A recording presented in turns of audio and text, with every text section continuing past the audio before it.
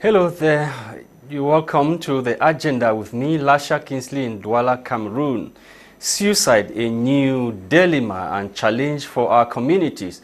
What are the causes and possible prevention of this societal ill? That's what we'll be discussing on tonight's edition of the program with Dr. Nick Santos, or Honorable Dr. Nick Santos, who is joining me on the line to the United States of America to dissect what is actually happening. As we know, there has been a growing trend in this societal ill with people killing themselves for love-related issues. Stay with me as I will be right back after this jingle break.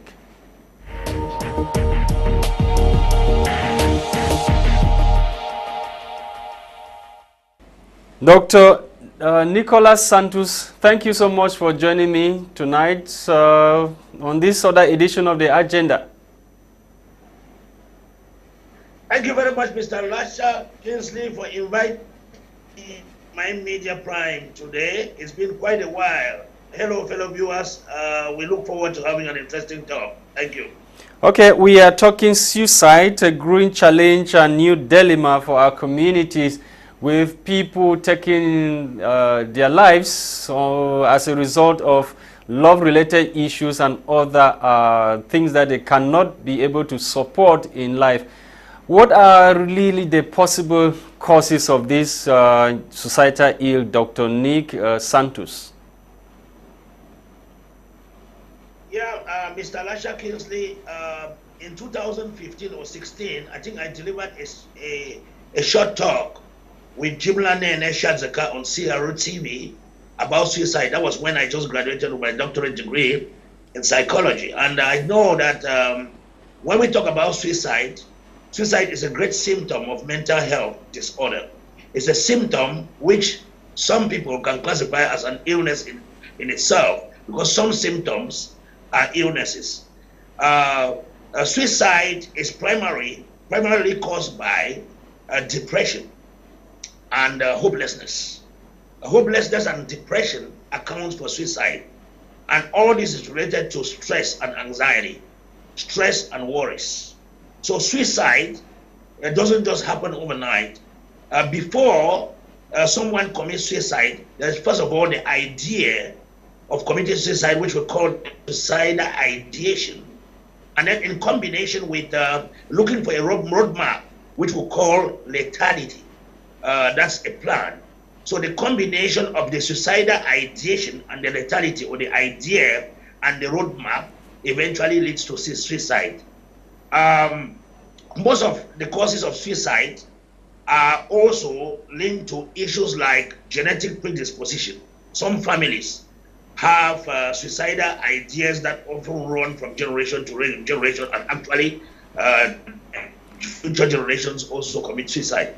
There are families that have a history of suicide. And there are triggers that causes suicide. For example, drug use can be a cause. Stress, depression, hopelessness, despair, and other issues, frustration, disappointments, and the fact that not all human beings have the same emotional resilience to bear shock or to absorb shock. So those are the primary causes of suicide. Thank you. Yes, doctor, before you get to the level that you want to kill yourself, you must have nursed an idea. And how do you find out that you are going through depression, like you rightly said? Because some people will not want to accept their situation. They think that everything is okay, because it starts from depression and it moves right up to the level that you now decide to kill yourself. Yeah, there are always some red flags that we carry out some clinical interview by interviewing individuals. For example, now it's obligatory or mandatory for every patient that goes to hospital to answer some questions related to their well-being, because it's not only focusing on the illness. For example, someone has a stomach ache or a headache and goes to hospital, or someone has cancer or HIV or any other disease and goes to hospital. The important thing now is the healthcare practitioners must carry out a screening about other issues. We call them psychosocial, environmental issues, even occupational and legal. It's good to find out other areas of the human. For example, how is your sleep? How is your appetite? Who do you live in the house with? How do you people? Is it a healthy environment? How is it? How about your interpersonal relationship with others? How about your interpersonal relationship with colleagues at workplace? Are you satisfied with life? Some kind of questioning like this can reveal a lot of things, because when you interview people, you hear some of them say that I am frustrated, I'm disappointed, I don't see the meaning of life anymore. I wish I were dead. I wish I don't see the next day. It's just too much for me to bear. Those are red flags. When you start to listen to people echo such kinds of messages to you, then you should know that that individual needs a suicidal screening. And then when you carry out the suicidal screening, there are questions you ask for them. Then after that, the most important thing that you want to find out is if the individual has a plan. Some people have plans like they have already bought a pistol to fire their brains. They have already got a rope or a cord by which they will do it behind the house by hanging. Some want to fall from a high-rise building. Some would like to dive on an oncoming vehicle or an oncoming train. Some would like to take medication overdose, some pills. So you have to look for that, and if it becomes absolutely necessary, for example, in the United States of America, where we practice, it is mandatory for us to report any individual who is of harm to self or universal others. So we are always mandated reporters, because if someone should tell me that I want to die and I have already bought a pistol, I think that individual is not going home. It's not going home because it's unsafe, and we would like to take that weapon. Mm-hmm. We would also like to go and search the house to look for all these things, firearms, medication, so that we can overdose, look for cords, and look for knives and other sharp tools that they can commit this thing in the night. Some friends who came in, actually, one of them came in with a pistol for consultation, and told me that he plans killing himself tonight. And that individual could not go home that same moment, because what I did was like we share a cup of coffee, and I say I want to use the restroom, I'll be back. I'm going to call law enforcement immediately to take that weapon and to hospitalize that person. Thank you. Okay, doctor, we had a case that happened in Boya, southwest region of Cameroon recently, where a university student decided to take her life because she was dumped by her boyfriend. Yes, we have had also the case in Maryland. In Maryland also we had another case. This last week has not been good. It's not been a good week for Cameroonians in particular, because what we used to see in Western countries, for example, in the United States of America, according to the reports that we have medically, statistically, suicide is the 12th leading cause of death. And about 465,000 people committed suicide in the United States. Now, that's for 2020, according to the statistics. For now, we start to see it on the rise in our part of the continent, and especially in Cameroon or among Cameroonians.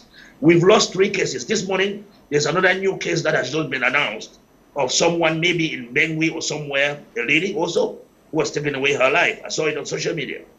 And that's what made me to come up with a write-up on suicide, which I've shared in all the WhatsApp forums on prevention, causes, treatment, prevention, and medication and other psychopsychotherapy that work for this. Doctor, when you talk, I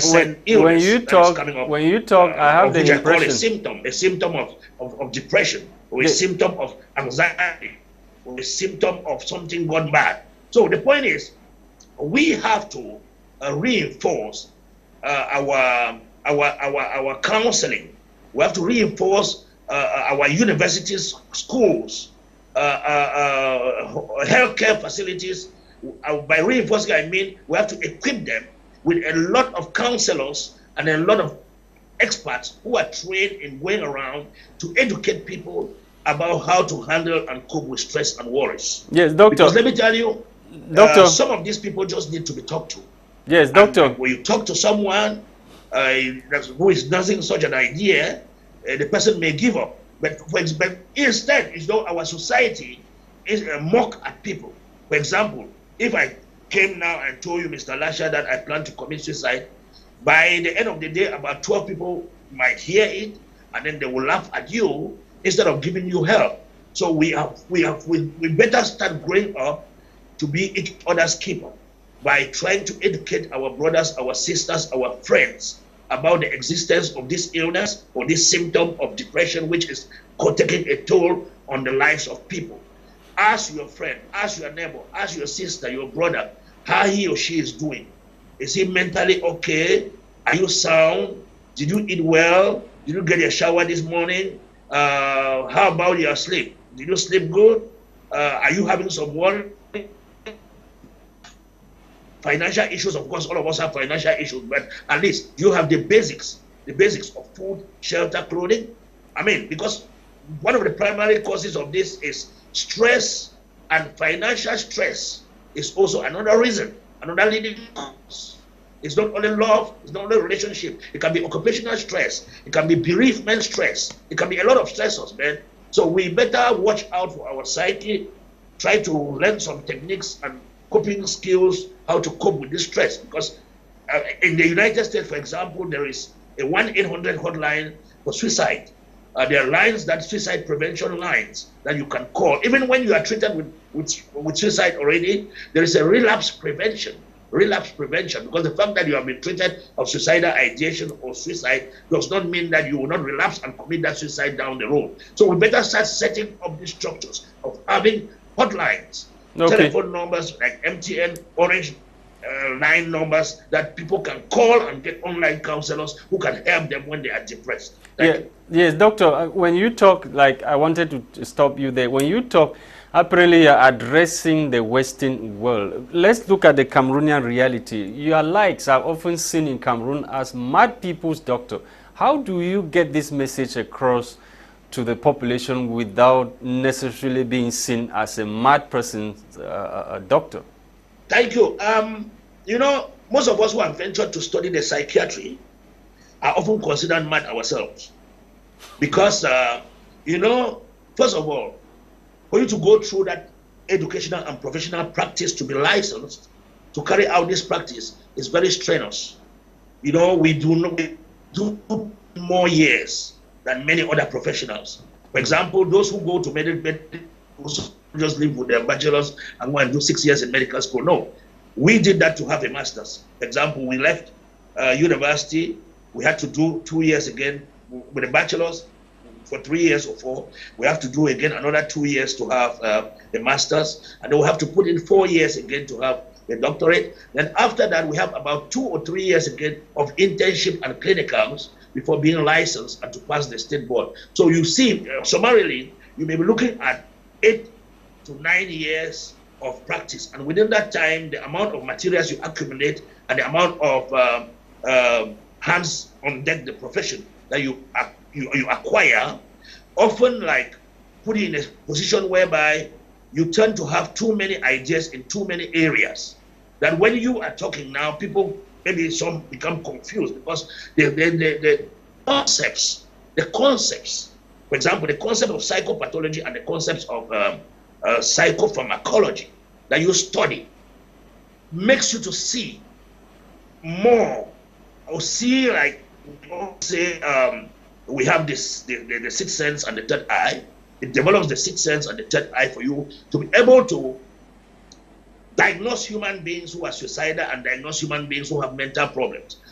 Take into consideration, Mr. LASHA, that we are not practitioners that really practice using blood samples that are put into the laboratory or using scan that can see into your body for a defect and correct it. We are people who can diagnose based primarily on interviewing, on clinical interviewing.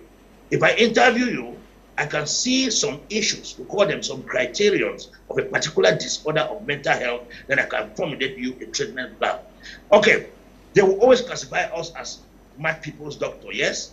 But in essence, it's good to have mad people doctors than not to have them. Because if you don't have the doctors, have a whole nation full of mad people. Thank you. Yes, but in Cameroon, it's difficult. It's difficult for you to get this message across because when you have people who have, like you said, traces of suicide in their family, those kind of families are often sidelined. And whenever somebody dies of suicide in a particular family, there is a problem. So how do you go talking to people in those communities? You just cited Mbengui, a recent case in Mbengui where somebody has just committed suicide in Mbengui. How do you take the message to such kind of remote villages in Cameroon for people to listen to you? Okay. Yeah, Mr. LASHA Kingsley, I believe that when you see the world is becoming more closer to science, and with the existence of modern apparatuses of social media, we are now indirectly helping our communities by carrying out programs of such. For example, it's in the days when I was still young or a baby, we used to hear of a visiting psychiatrist or a clinical psychologist coming from the United States that has to make a tour, or coming from Britain, that has to make a tour of the 10 provinces. And there are days that they will be visiting various spots, various hospitals. Today, we have thousands of Cameroonians, or maybe hundreds of Cameroonians around the world who have advanced in clinical psychiatry and clinical psychology, even licensed clinical social work, and psychiatric nurse practitioners, that you just need to take a telephone and give us a call, then we can be able to figure out how we can help. Now, from this program that you are holding with me right now, the chiefs, the quarter heads, the parliamentarians, the politicians are listening, and they should start putting in place behavioral health centers. We don't only need medical health centers. We need behavioral health centers from medical health centers. Although behavioral health is examined in medical hospitals, but the issue is it's only examined in the passing. There's no focus and attention on behavioral health. That has to be done by experts on behavioral health. Cameroon has suffered a lot because it doesn't have really a mental health policy in place. One of the reasons that pushed me to study this field, and one of the reasons that I passed my doctorate, was because I did my research in Nigeria, challenges of assertive community treatment with schizophrenia patients in Nigeria, in Arrow Neuropsychiatric Hospital in Abeokuta. Why did I choose Nigeria? I chose Nigeria because Cameroon does not have the infrastructure and the tools and even the experts with which to assess my research, because of that is a World Health Research Center for Mental Illness, Arrow Neuropsychiatric Hospital in Abeokuta. So even if I was to come to Cameroon, my university professors wouldn't allow me to come to Cameroon because I would not have studied Cameroon mental health policy. Medical doctors are called upon to examine patients of mental health and to prescribe medications with reservations because they are not experts. They are not psychiatrists. So, and they are not clinical psychologists who are savvy about these areas. So the fact is, let us educate our politicians, our parliamentarians, our government, and our chiefs and quarter heads that there's a high need for us to begin to have behavioral health centers. And these behavioral health centers can also be in prisons, in universities, in colleges, and in schools. We need counselors. We need mental health counselors that have to be trained to handle only this aspect of mental health. Thank you. Yes, Doctor. I drew my inspiration when this incident in Boya happened. I had to, find out and try to see if I can bring some people on board. And the first person that came to my mind You were the one, and let's talk especially on this issue of love, love, love. You have to address people who are in relationships, those who are getting into relationship, what they expect if they have breakups. How are they going to manage? How should they manage the breakups?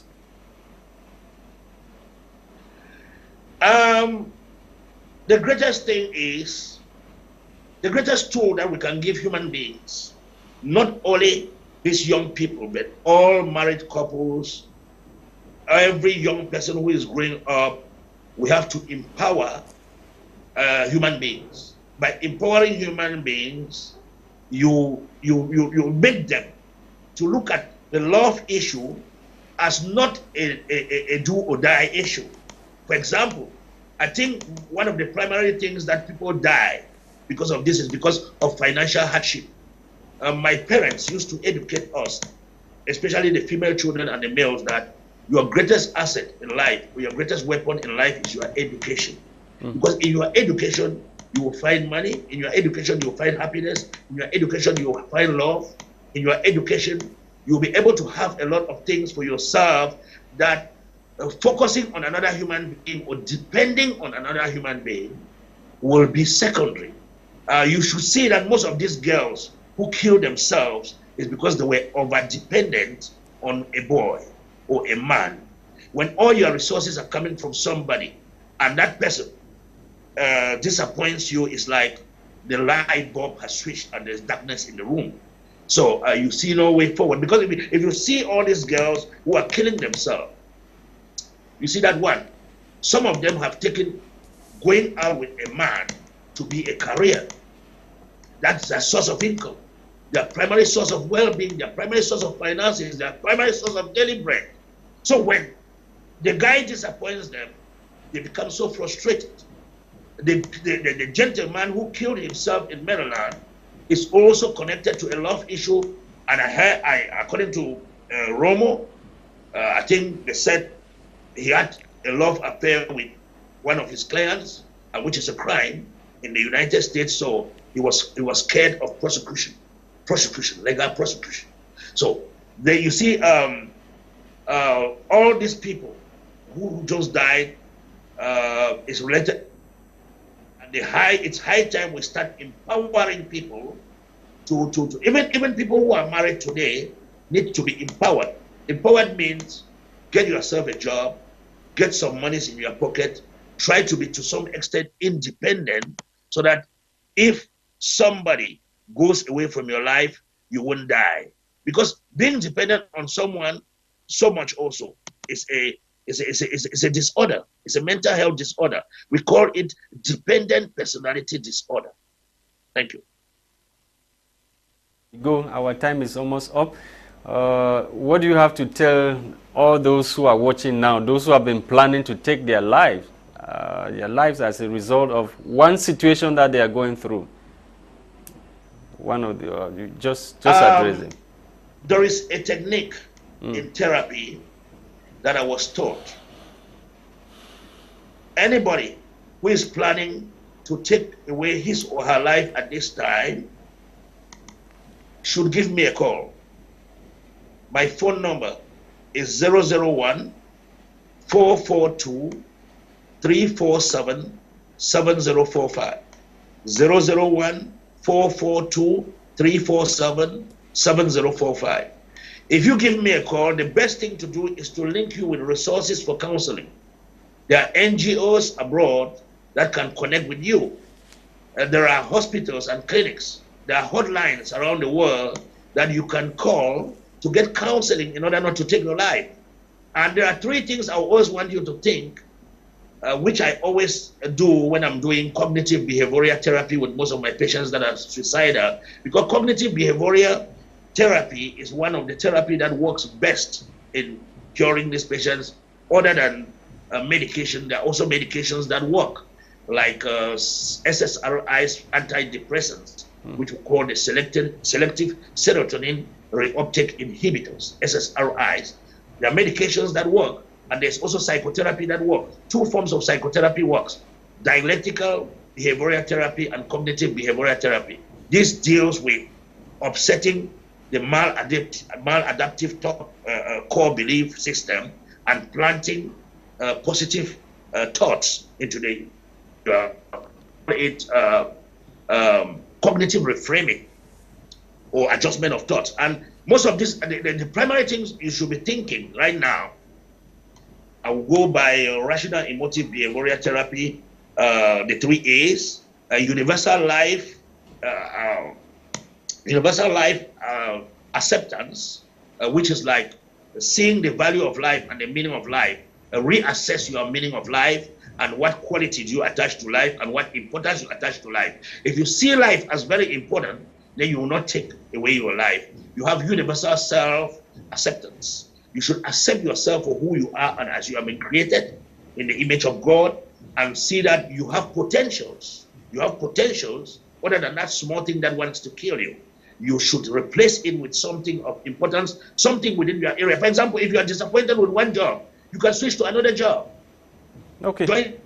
You can join soccer. You can become an athlete. You can choose something else. So you see the importance of yourself, the importance of life, the importance of yourself, and the importance of others. Universal others acceptance. You accept others as being important to you. You have a child. Think about your mother, think about your child, think about your siblings that are going to lose you if you kill yourself. When you put all these 3 things together, that thought of suicide will disappear. Thank you, Doctor. Thank you so much for the answering present this day to talk about suicide, a growing societal ill in our communities, whether be it in Cameroon or abroad. Thank you so much, Dr. Nick Santos, for coming.